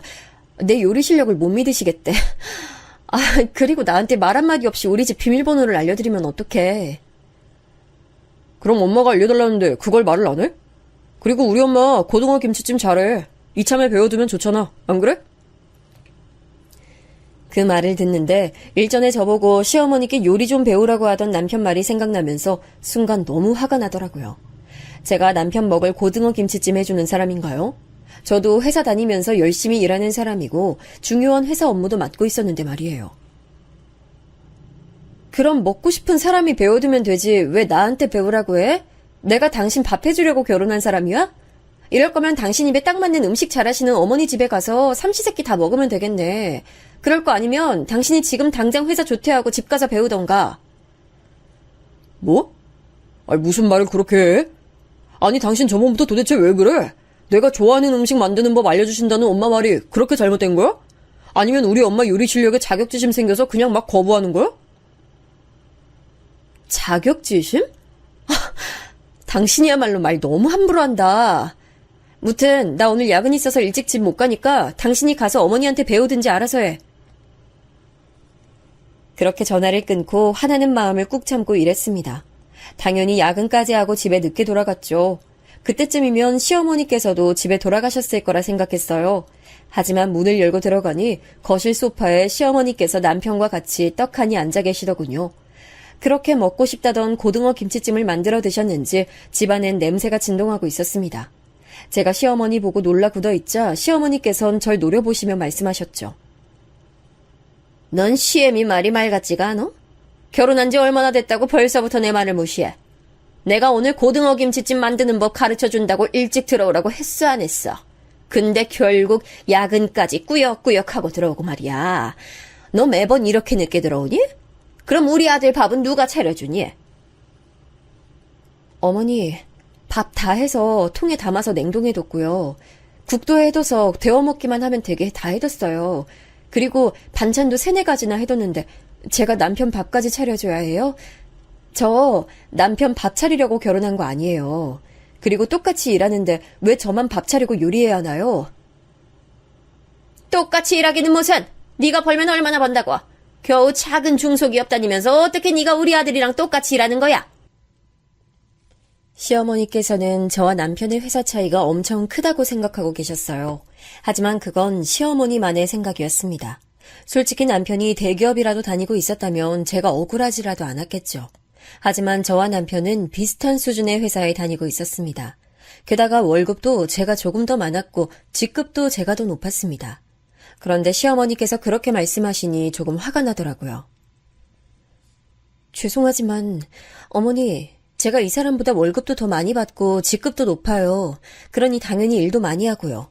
오늘도 보세요. 저는 야근이 있어서 늦게 들어왔는데 이 사람은 저보다 더 일찍 들어왔잖아요. 그럼 혼자 밥은 좀 차려 먹을 수도 있는 거고 저한테도 차려줄 수 있는 거 아닌가요? 왜 내 아들이 너 먹을 밥을 차려줘야 되니? 그리고 그건 아내인 네가 할 일이지 우리 아들이 할 일도 아닌데. 아유, 음식도 못하면서 마음까지 이렇게 못날 줄 알았으면 난 결혼 안 시켰지. 계속 이렇게 할 거면 지금이라도 갈라서라. 근데 저와 갈라서는 건 싫었는지 거기서 남편이 시어머니더라고요. 엄마, 그게 무슨 말이야. 우리 지금 결혼한 지 얼마나 됐다고 갈라서라 그래. 그냥 지금처럼 엄마가 가끔 와서 해주면 되잖아. 그러다 보면 저 사람도 어깨너머로 배울지도 모르고 말이야. 남편의 말에 기가 찼습니다. 그 말인즉슨 시어머니를 계속 신혼집에 오시게 하겠다는 말이잖아요. 아니나 다를까 그날 이후 시어머니께서는 마치 본인 집처럼 신혼집에 찾아오셨고 오실 때마다 반찬이며 음식들을 한가득 해두셨습니다. 시어머니 음식 스타일로 말이에요. 처음엔 마음이 너무 불편했고 속도 상했습니다. 하지만 시간이 지날수록 오히려 잘된 일이라는 생각이 들더라고요. 제 음식 솜씨가 못 믿어오시다면 직접 요리해 주시면 될 일이니까요. 그리고 반찬값도 고르니 일석이조였죠. 가끔 시어머니 반찬이나 요리가 아닌 제 음식이 먹고 싶을 때는 제 것만 해도 되니 편하기도 했어요. 그런데 이쯤 되니 남편은 제가 시어머니 음식은 공짜로 먹고 제 것만 만들어 먹는 게 보기 싫었나 봐요. 하루는 저보고 너무하다고 하는 거예요. 당신은 참 염치도 없다. 우리 엄마가 매번 힘들게 반찬해 주시는데 반찬값 한번 보탤 생각은 안 하고 먹기만 하고, 아니 정말 너무한 거 아니야? 이제부터라도 좀 일찍 와서 어머니 좀 돕고 그러지. 어머니가 내 음식 솜씨가 못 믿어오시다는데 내가 어쩌겠어. 그리고 그렇게 어머니가 힘들어 보이면 당신이 도와드리면 되지. 왜 나한테 일찍 와서 도우라 해? 나보다 매번 일찍 퇴근하면서. 그리고 어머니가 해주신 반찬이며 요리며 나보다 당신이 더 많이 먹잖아. 나는 국물이나 몇 번 맛보고 반찬 한두 입 먹는 게 다인데. 그렇게 따지면 반찬값은 당신이 챙겨드리는 게 맞지. 아무리 그래도 그건 경가 아니지. 그리고 당신 우리 엄마 며느리 아니야? 며느리 도리는 좀 하고 살자. 그럼 당신은 사위의 도리 제대로 하고 있어? 저번에 우리 엄마한테 받은 김치 먹고 감사하다고 전화라도 드렸어? 아니면 김장 재료비를 챙겨드렸어? 당신은 아무 도리도 안 하면서 왜 나한텐 며느리 도리를 강요해? 저희 남편이요. 결혼 후 친정에 뭐 하나 예쁜 짓 한 적이 없는 사람이에요. 결혼 전에는 간이며 쓸개며 다 빼줄 것 같이 저한테 잘한다면서 점수 따놓고 결혼하고 나니 입 싹 씻은 사람이라 얼마나 놀랐는지 아세요? 제가 따지고 들자 남편은 이렇게 말했습니다. 사위랑 며느리랑 어떻게 같아? 솔직히 며느리는 출가 외인이란 말도 있는데. 이렇게 저와 남편은 같이 식사할 때마다 서로 잡아먹을 때 싸웠습니다. 너무 자주 싸우니 신혼생활의 달콤함은커녕 결국 각방까지 쓰게 됐죠. 하루는 남편과 또 말다툼하고 지쳐서 소파에 앉아있는데 제게 그러는 거예요. 우리가 이렇게 싸우는 건 다 당신 때문이야. 당신이 우리 엄마 말대로 요리만 배웠어 봐. 그럼 엄마가 와서 반찬해주는 일도 없었을 거고 우리도 이렇게 안 싸웠을 거 아니야. 그때 전 매일같이 남편과 싸우는 것에 지쳐 있었고 마음도 많이 약해져 있었어요. 그래서였는지 남편 말대로 모든 게 다 제 잘못인 것 같았습니다. 그냥 시어머니께서 알려주시는 대로 배우기만 하면 되는 건데 그거 하나를 안 해서 제가 남편과의 사이를 망치고 있는 것 같았어요. 그래서 저는 한 발자국 물러나서 시어머니께 요리를 배우기로 했습니다. 그럼 모든 게 다 해결될 것 같았죠. 그 결심이 제 인생을 어떻게 바꿔놓을지는 꿈에도 모른 채 말이에요. 시어머니는 제가 요리를 배우겠다고 말씀드렸을 때 별로 반기지 않으셨어요. 이제 와서 배운다는 말이 자신을 놀리는 것 같다고 하셨죠. 회사 일 때문에 못 배우겠다고 할 땐 언제고 이제 와서 배우겠다고 하는 거야? 제가 생각이 짧았어요. 어머니, 지금이라도 가르쳐 주시면 주말마다 와서 열심히 배워볼게요. 제 말에 시어머니께서 마음이 좀 풀리셨는지 바로 다음 주말부터 배우러 오라고 하시더군요. 그렇게 저는 주말마다 시댁으로 가서 시어머니께 음식을 배웠습니다. 제가 음식을 배우니 남편도 좋아했고 싸우지 않으니 사이도 조금씩 다시 좋아지기 시작했죠. 저도 제 결정이 맞았다는 생각이 들어 마음이 편해졌습니다. 하지만 산 하나를 넘자 또 하나의 높은 산이 절 기다리고 있었어요. 남편과 사이가 좋아지니 이번엔 시어머니와의 사이가 나빠지더군요. 그것도 바로 어머니께 배우는 요리 때문에 말이에요. 어머니 요리 방식은 음식을 만들면서 계속 맛을 보고 그때마다 간을 맞추는 식이었어요. 근데 중요한 건 간의 기준이 매번 달라졌다는 거예요. 어느 날은 이 정도면 됐다고 하셨다가 다른 날은 이게 아니라고 화를 내셨죠. 아니, 넌 왜 이렇게 간을 못 맞춰? 이제까지 내가 가르쳐준 건 다 잊어버린 거야? 아유, 어떻게 이렇게 발전이 없어, 애가? 어머니, 이거 저번에 어머니께서 말씀해 주신 대로 맞춘 건데요. 저번엔 이 정도 간이면 됐다고 하셨잖아요. 그건 저번이고 오늘은 내가 조금 더 맵게 먹자고 했어 안 했어? 눈치껏 간을 잘 맞춰야지 내가 그것까지 일일이 다 말해줘야 되는 거야? 넌 이런 정신머리로 회사는 어떻게 다니니? 이렇게 요리를 배우는 내내 시어머니에게 얼마나 혼이 났는지 몰라요. 이제는 주말이 오는 게 무서울 정도였어요. 그게 쌓이다 보니 얼굴에 티가 났나 봐요. 한 번은 엄마의 생신을 축하드리러 친정에 갔었어요. 절 보시자마자 엄마는 제게 왜 이렇게 얼굴빛이 죽어있냐 하시더라고요. 딸, 왜 이렇게 얼굴이 안 좋아? 요즘 회사에서 무슨 일이라도 있어? 얼굴빛이 안 좋네. 엄마의 걱정스러운 말씀에 선뜻 대답이 안 나오는 거예요. 시어머니한테 요리를 배우고 있는데 매번 혼이 나서 속이 골마 그렇다는 말을 어떻게 하겠어요. 그런데 거기서 남편이 눈치도 없이 웃으면서 저 대신 말하는 거예요. 아, 별일 아니에요, 장모님. 요즘 집사람이 저희 어머니한테 요리 배우고 있는데 얼마나 못하는지 배울 때마다 그렇게 혼이 나나 보더라고요. 그래서 그런 거예요. 아니, 뭐라고? 시댁에서 요리를 배우고 있었어? 언제부터? 결국 엄마의 물음에 한숨을 푹 쉬고 얘기했습니다. 시어머니께서 제 음식 솜씨가 믿음직스럽지 못하셔서 직접 와서 배우라고 했던 것과 남편과 싸운 것까지 전부요. 말하는데 서러워서 눈물이 다 나더군요. 그동안 남편은 옆에서 말 같지도 않은 응원이나 하고 제가 실력이 부족해서 그런 거라고 더 노력해보라는 말밖에 안 했거든요. 제가 우니까 남편은 당황했는지 갑자기 왜 우냐며 저를 달래려고 했는데 그럴수록 더 서러워져서 오열했어요. 즐거워야 할 엄마 생신 파티를 제가 망친 꼴이 됐죠. 울고 있는 절 다독이시던 엄마는 무거운 목소리로 한마디 하셨습니다. 자네는 우리 딸 얼굴빛이 이렇게 다 죽어갈 동안 뭐했어? 혹시 요리 배우라는 말도 자네가 한 거야? 그리고 혼나서 내 딸 얼굴이 이렇게 됐다는 게 웃으면서 할 말이야? 아니요, 장모님. 그게 전 배워두면 좋을 거라고 생각해서. 나 말일세. 딸 가진 게 죄인이라고 사부인이 처음부터 우리의 마음에 안 들어 하시는 것도 다 참았어. 그저 둘이 예쁘게 잘 살면 된다 생각했고 내 딸한테 잘한다는 자네 말 한마디를 믿었어. 근데 어떻게 이럴 수가 있어? 배워두면 좋을 것 같아서 그랬다고? 그럼 그렇게 좋은 거 자네가 배워두지 왜 우리 애를 보내서 이렇게 애 눈에서 눈물이 쏟아지게 했어? 아니, 자네가 손이 없어 발이 없어. 이렇게 사지 멀쩡한데 본인 어머니 요리는 본인이 배워둬야지. 내 말이 틀렸으면 어디 한번 말해봐. 그날 남편은 친정엄마에게 아주 혼쭐이 났습니다. 엄마가 한마디 하실 때마다 남편이 변명 아닌 변명을 하는데 꼴보기가 싫더군요. 말을 끝내신 엄마가 고개를 돌리고 우시는데 저 때문에 엄마 마음 아프게 만든 게 너무 죄송했어요. 저와 남편은 집에 돌아가는 내내 한마디도 하지 않았습니다. 한 소리 들었으니 남편도 생각이 많았겠죠. 그리고 바로 다음 날이 주말이라 다시 시어머니께 요리를 배우러 가야 했는데 정말 가고 싶지 않았습니다. 저는 저 자신을 깎아먹고 엄마 눈에서 눈물 나게 하면서 살고 싶지 않았어요. 그래서 고민하다가 당일 아침에 시어머니께 이번 주는 몸이 안 좋아 못 갈 것 같다고 문자했죠. 그랬더니 바로 전화를 하시더라고요. 오늘 몸이 안 좋아서 못 올 것 같다고? 그럼 준석이만 이쪽으로 보내. 괜히 같이 있다가 똑같이 아프면 어떡해?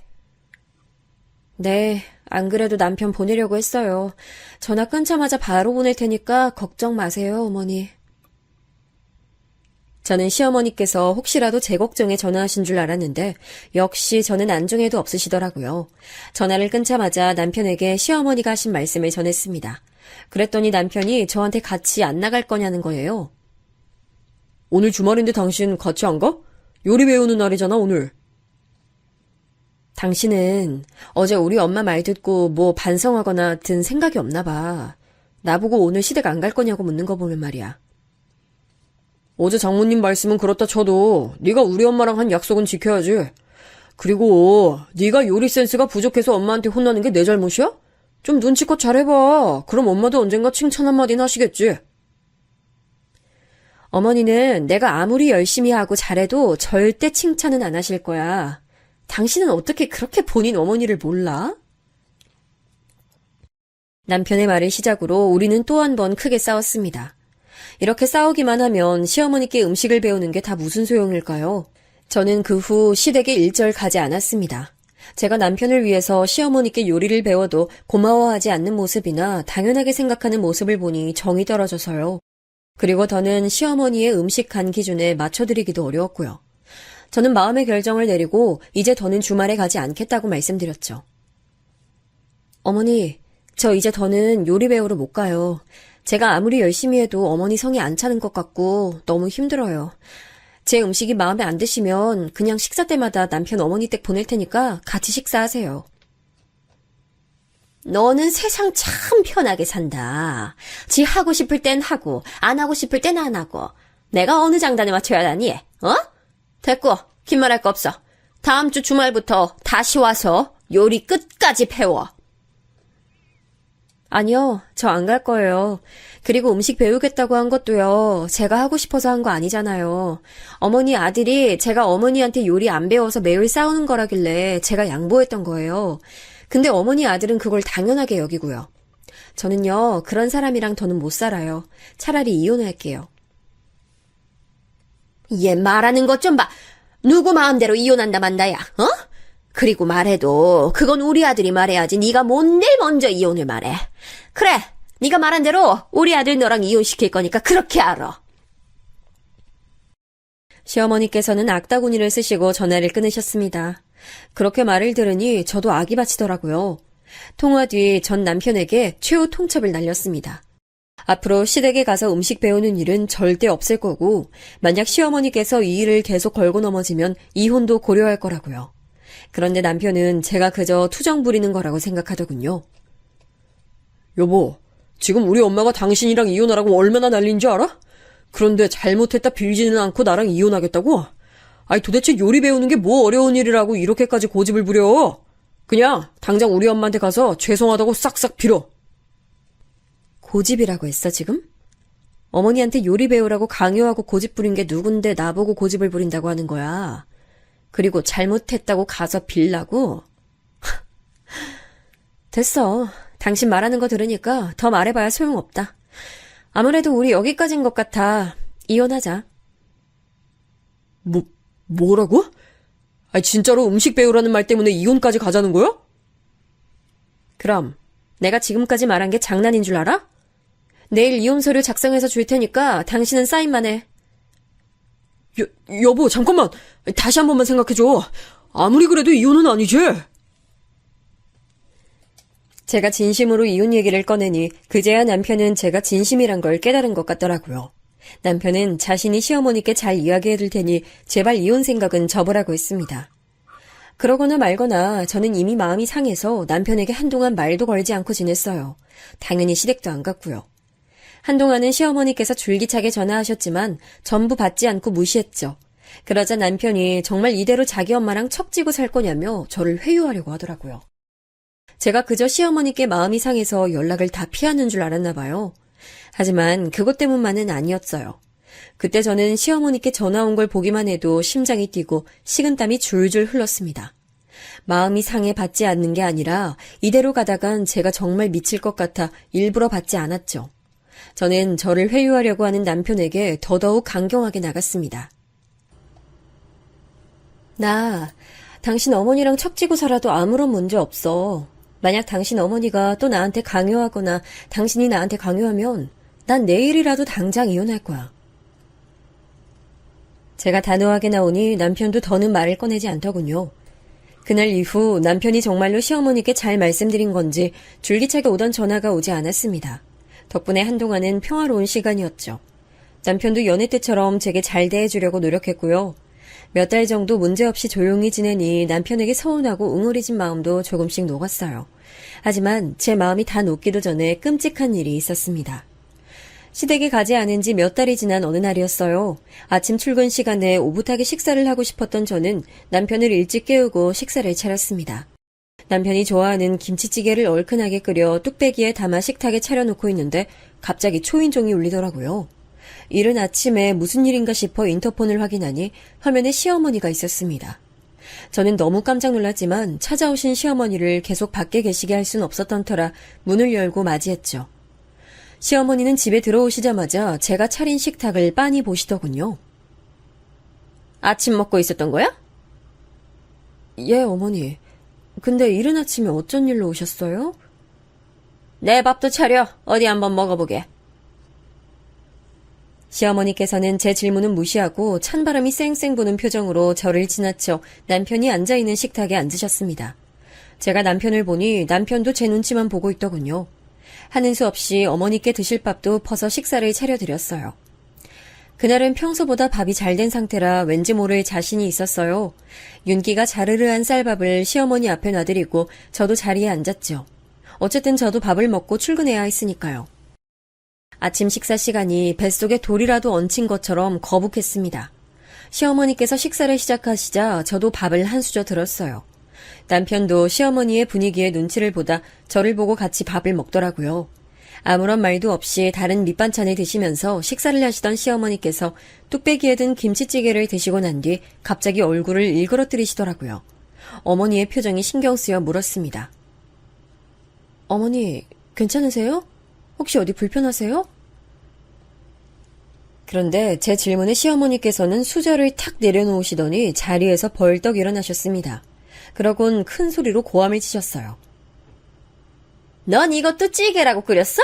겨우 이딴 걸 내 아들한테 먹여? 그래놓고 뭐 그렇게 자랐다고 이혼을 하느니만이야 이년아? 시어머니께선 순식간에 뚝배기에 든 김치찌개를 제 얼굴에 뿌려버리셨습니다. 눈 깜짝할 사이에 일어난 일에 저는 피하지도 못하고 뜨거운 찌개를 고스란히 뒤집었었죠. 김치찌개가 뚝배기에 담겨 있어서 식지도 않은 상태라 너무 뜨거웠습니다. 비명을 지르며 곧장 욕실로 달려가 찬물로 식혔습니다. 하지만 쓰라린 고통이 사라지지 않았어요. 남편도 시어머니가 갑자기 제게 김치찌개를 뿌린 것에 놀랐는지 큰 목소리로 시어머니와 뭐라 말을 했지만 그것까지 들을 정신도 없었습니다. 그저 아픔과 서러움에 눈물이 줄줄 흘렀죠. 제가 뭘 그렇게 잘못했다고 이런 꼴을 당해야 하는지 모르겠더군요. 고통이 너무 심해 이대로는 안 되겠다 싶어 남편에게 응급실에 데려다 달라고 했어요. 여보 지금 나 좀 빨리 응급실 데려다줘. 얼굴이 너무 아파. 인연이 어디서 엄살이야. 그렇게 뜨겁지도 않았는데 야단법석은. 내 아들은 출근해야 되니까 응급실 갈 거면 알아서 가든가. 엄마, 그만해! 여보, 많이 아파? 내가 얼른 응급실 데려다 줄게. 잠시만 기다려. 준서가, 너 아직도 네 아내 편드는 거야? 그래, 나랑 우리 아들 사이를 이렇게 이간질해놨다 이거지? 인연이 감히 내 착한 아들을 홀려? 시어머니는 찬물에 얼굴을 식히던 제 머리채를 잡고 흔들며 절 마구 핥혔습니다. 저는 두 손으로 시어머니를 막으려고 했고 남편도 뒤늦게 시어머니를 두 팔로 잡아 말렸죠. 남편의 손에 잡힌 시어머니의 얼굴은 귀신 같았습니다. 둘의 모습을 본 저는 혼미해지는 정신을 꼭 붙들고 아직도 쓰라리는 화끈거리는 얼굴을 부여잡고 집 밖으로 뛰쳐나왔어요. 그리고 어떻게든 택시를 잡아 바로 응급실로 향했습니다. 병원에 도착한 저는 바로 친정엄마한테 전화했습니다. 그런데 너무 충격을 받아서였는지 입이 굳어서 말이 안 나왔어요. 전 엄마에게 어떤 일이 있었는지 대충만 말하고 병원 위치까지 말한 뒤 정신을 잃었어요. 나중에 정신을 차리니 제 옆에서 엄마가 제 손을 꼭 잡고 계셨습니다. 엄마는 제가 깨어난 걸 보고는 엉엉 우시더라고요. 저도 엄마 얼굴을 보자 너무 서럽고 슬퍼 울었습니다. 하지만 눈이 잘 떠지지도 않았고 얼굴 위에 거즈 같은 것들이 덕지덕지 붙어 온통 뻣뻣하더라고요. 얼굴이 퉁퉁 부은 느낌에 입술도 잘 떨어지지 않았어요. 당황한 느낌에 엄마께 여쭤봤죠. 엄마, 나 얼굴 어떻게 된 거야? 많이 심하대? 아니야. 얼굴은 계속 치료받으면 나을 거래. 걱정 마. 엄마가 옆에 있을 테니까 지금은 마음 놓고 푹 쉬어. 엄마는 그렇게 저를 안심시키고는 곧 의사 선생님을 부르러 나가셨습니다. 제가 깨어났단 말을 듣고 오신 의사께선 제가 현재 어떤 상태인지 말씀해 주셨어요. 저는 거의 얼굴 전체에 심한 2도 화상을 입었다고 하더라고요. 까딱 잘못했으면 3도 화상으로 넘어갔을 거고 그런 피부 이식 수술을 받아야 했을 수도 있다고 하셨어요. 수술 얘기를 듣자 마음이 섬뜩해지더군요. 그렇게 얘기를 듣고 있었는데 남편이 제가 있던 병실로 헐레벌떡 들어왔습니다. 남편이 제게 다가온 순간 남편을 발견한 엄마가 남편 뺨을 세게 때렸습니다. 남편은 정신없어 보였지만 곧장 엄마한테 고개를 숙이고 죄송하다 사과하더라고요. 엄마는 죄송하다 사과하는 남편에게 소리를 지르셨습니다. 내 딸 얼굴 이렇게 만들어 놓고 자네는 어디서 죽치고 있다가 이제 와. 정신이 있는 거야 없는 거야. 정말 죄송합니다, 장모님. 저희 어머니가 욱하시는 마음에 그만 제가 정말 할 말이 없습니다. 자네 어머니가 내 딸한테 김치찌개 부었을 때 자네는 도대체 뭐하고 있었어? 그놈의 음식이 뭐길래 내 딸이 이런 일을 당해야 하는 거야. 난 이 일 절대 그냥 넘어가지 않아. 자네 어머니든 자네든 누군간 내 딸 이렇게 만든 것에 대해서 책임져야 할 거야. 그날 처음으로 엄마의 화난 모습을 봤습니다. 늘 고운 말만 하시고 억울한 일을 당하셔도 큰 소리 한 번 안 내셨던 분이거든요. 남편도 서슬퍼렇게 역정내시는 엄마 모습에 놀랐는지 쩔쩔매더라고요. 결국 남편은 제 얼굴만 한번 보고 병실에서 나가야 했습니다. 그동안 저는 회사에 사고를 당했다 알리고 몇 주 동안 병가를 냈죠. 제가 병원에 있는 동안 남편은 병실에 잘 찾아오지 않고 핸드폰으로만 매일 연락했습니다. 아마 엄마가 남편에게 오지 말라고 으름장을 놨나 봐요. 그런데 엄마도 제 상처가 어느 정도 나은 시점부터는 바빠 보이셨고 병원에도 잘 못 오셨어요. 알고 보니 제가 병원에 입원해 있는 동안 엄마께서 법조계에 몸담고 계신 지인분 도움을 받아 시어머니를 고소하셨어요. 시어머니가 제게 펄펄 끓던 김치찌개를 뿌려서 화상을 입힌 행동은 상해죄에 해당해서 원래라면 실형을 살 수도 있지만 초범인 점 때문에 집행유예나 1천만 원에 해당하는 벌금을 물게 될 거라고 하더라고요. 깜짝 놀랐습니다. 남편과 연락했을 땐 제 건강에 관한 얘기만 했지 엄마가 고소하신 일에 대해선 단 한 번도 얘기한 적이 없었거든요. 제가 놀란 표정으로 있자 엄마가 제 손을 꼭 붙잡고 얘기하셨습니다. 딸, 혹시 엄마가 시댁 고소한 거 마음에 안 들어? 아니야, 엄마. 엄마가 고생했을까봐 걱정됐을 뿐이에요. 그리고 마음 같아선 나도 똑같이 그쪽한테 김치찌개 부어버리고 싶었지. 그것보단 차라리 고소가 낫죠. 그런데 제 말을 들은 엄마께서 쓴웃음을 지으시더라고요. 엄마 표정에 제가 왜 그러시냐고 묻자 엄마가 또 한 가지 얘기를 들려주셨는데 저는 듣는 내내 너무 놀라 입을 다물지 못했어요. 엄마가 보내신 고소장을 받고 시어머니께서 연락하셨대요. 엄마는 당연히 시어머니가 사과하기 위해 전화했다고 생각했답니다. 그런데 전화를 받은 엄마한테 시어머니는 오히려 입에 담기도 힘든 말을 퍼부었다고 해요. 정말요? 그래서 어떻게 하셨는데요? 어떻게 하긴. 전화로 욕한 건 녹음해서 또 다시 고소했고 다음 날엔 직접 찾아갔지. 엄마는 시어머니께 막말을 듣고 다음날 시댁으로 찾아갔대요. 그런데 맨손으로 가신 게 아니라 커다란 곰국 끓이는 냄비에 김치찌개를 한가득 끓여서 가셨다는 거예요. 시어머니는 엄마를 보자마자 또 한 번 대거리하려고 냉큼 나오셨대요. 엄마는 그런 시어머니를 밀치고 냄비를 들고 집 안에 들어갔고요. 아니, 이 여편 내가 미쳤나? 왜 허락도 없이 남의 집에 들어와? 김치찌개에 환장한 노인네한테 김치찌개 먹이려고 왔지? 옛 따위 노망난 노인네야. 그리고 엄마는 갖고 갔던 곰국 냄비를 시댁에서 뒤집어 엎어버리셨대요. 그리고 남은 김치찌개를 그대로 시어머니에게 뿌렸대요. 아이고, 냄새! 이 옆에 내가 지금 뭐 하는 짓이야? 미쳤어? 당장 치우지 못해! 그렇게 못하지. 내 딸 예쁜 얼굴 그꼴로 만들어 놓고 넌 두 다리 뻗고 편하게 살 수 있을 줄 알았어? 내가 이 정도로 끝내는 걸 감사하게 알아. 당신 한 번만 더 내 딸한테 음식이 어떻다고 말하면 남은 인생 앞으로 이 김치찌개처럼 새빨갛게 만들어줄 거야. 알겠어? 그렇게 엄마는 시댁을 김치찌개 한강으로 만들고 돌아오셨대요. 엄마의 복수에 통쾌함을 느낀 저는 화상 때문에 뻣뻣한 얼굴로 깔깔 웃어댔죠. 하지만 뒤늦게 엄마한테 피해가 오진 않았을까 걱정이 되더라고요.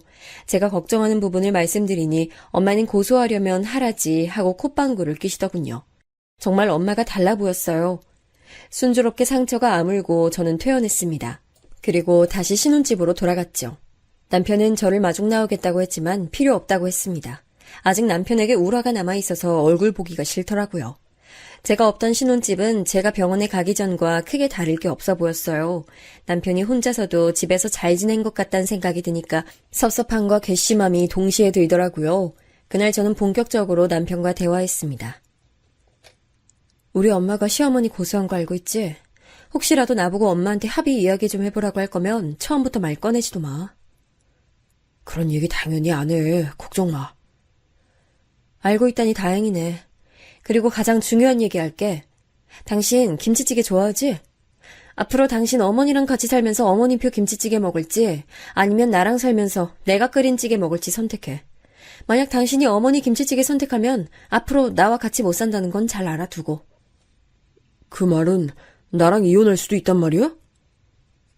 당연한 거 아니야? 나 당신 어머니가 욱해서 부어버린 김치찌개 때문에 엄청 고생했어.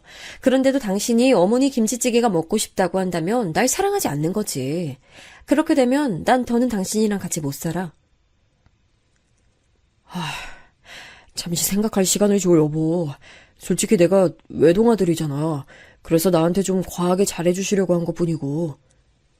그렇다고 해도 며느리를 이렇게 쥐잡듯 잡으시는 건 말이 안 돼. 그렇게 따지면 나도 외동딸이야. 그럼 우리 엄마가 당신한테 내가 당한 그대로 했으면 당신 이해했을 거야? 아니잖아. 딱 일주일 줄게. 그동안 잘 생각하고 마음 결정하면 말해줘. 그렇게 저는 대화를 마쳤어요. 사실 이 부분은 병원에 입원해 있는 동안 많이 생각했던 거였어요. 지금처럼 시어머니와 왕래하며 살면 전 더는 남편과 계속 함께 살 수 없을 것 같았어요. 그래서 일주일의 기간을 두고 남편에게 잘 생각해보라고 했습니다. 그런데 일주일이 채 되기도 전에 시댁에 다녀온 남편이 갑자기 씩씩거리며 집으로 돌아온 거예요. 주말이라 시댁에 한참 있다가 돌아올 줄 알았는데 일찍 돌아온 것도 모자라 씩씩대며 화를 내니 무슨 일이 있었는지 궁금하더라고요. 여보, 왜 그래? 무슨 일 있었어? 여보, 나 마음 정했어. 내가 평생 사랑하고 아낄 여자는 오직 여보뿐이야. 내가 다시는 엄마 입에서 음식 얘기 나오지 않게 할게. 아니, 아예 엄마가 여기 찾아오지 못하게 할게. 궁금해하는 저에게 남편이 해준 얘긴 이랬어요. 남편은 시어머니 앞으로 고소장이 여러 개 들어온 걸 알고 있었어요. 그리고 전부 벌금형이 떨어져 본인이 벌금을 지급하기로 했다고 합니다. 시어머니께서는 홀로 지내고 계셨기 때문에 그 많은 벌금을 낼 여력이 안 되셨거든요. 그런데 시어머니께서는 남편에게 벌금을 다 내고 나면 저와 이혼을 하라고 종용하셨다고 해요. 남편은 하고 싶지 않다고 여러 번 말씀드렸는데도 말이죠. 엄마, 나 이혼 안 할 거라니까 왜 자꾸 하라 그래. 나 유미 진짜로 사랑해. 내가 몇 번을 말했는데 왜 자꾸 그래?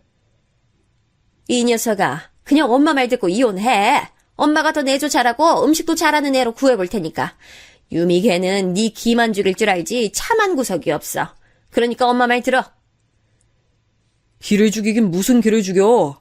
엄마, 나 지금도 그렇고 엄마가 유미한테 그 뜨겁던 김치찌개 뿌린 것도 이해가 안 가. 아니, 대체 왜 그랬어? 유미가 얼마나 고생했는 줄 알아?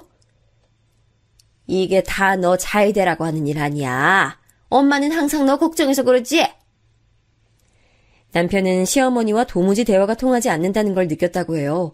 그래서 결국 다시는 제게 손을 대지 말고 저와 연락할 생각도 하지 말라고 으름장을 놓고 왔다더라고요. 그러니까 이제 당신이랑 엄마랑 다신 만날 일 없을 거야. 연락도 하지 말라고 했으니까. 그리고 혹시 모르니까 내일 핸드폰 번호 바꾸러 가자.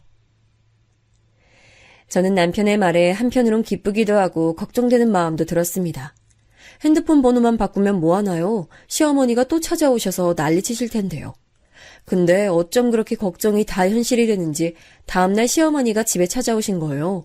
무작정 집으로 쳐들어오신 시어머니는 남편에게 삿대질하며 고래고래 소리를 지르셨어요. 준서가, 네가 어떻게 날 버릴 수가 있어?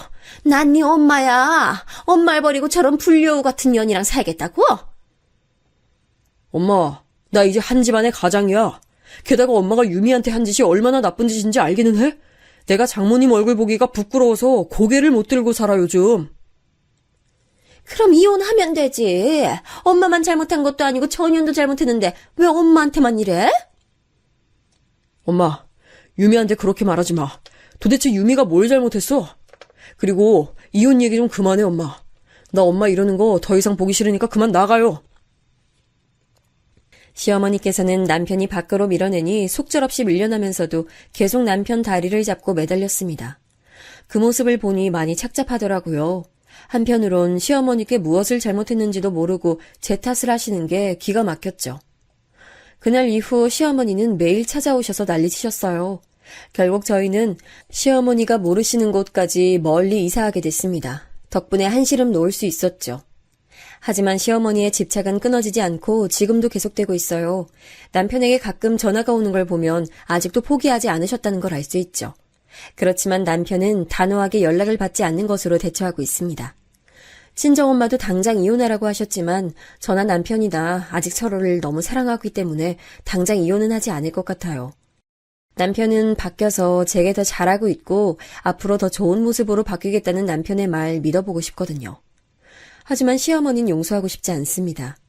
무엇보다도 엄마의 마음에 제가 대못을 박은 것이나 마찬가지라 죄송할 따름이에요. 요즘 엄마는 주말마다 새로 이사한 집으로 찾아오셔서 저와 남편을 살피고 계십니다. 남편의 얼굴을 볼 때마다 냉기가 폴폴 흐르지만 그래도 남편이 저를 살뜰히 챙기는 모습을 보며 조금씩 마음을 푸시는 것 같더라고요. 이번엔 이 행복이 끝까지 오래 갔으면 좋겠네요. 이야기 들어주셔서 감사합니다.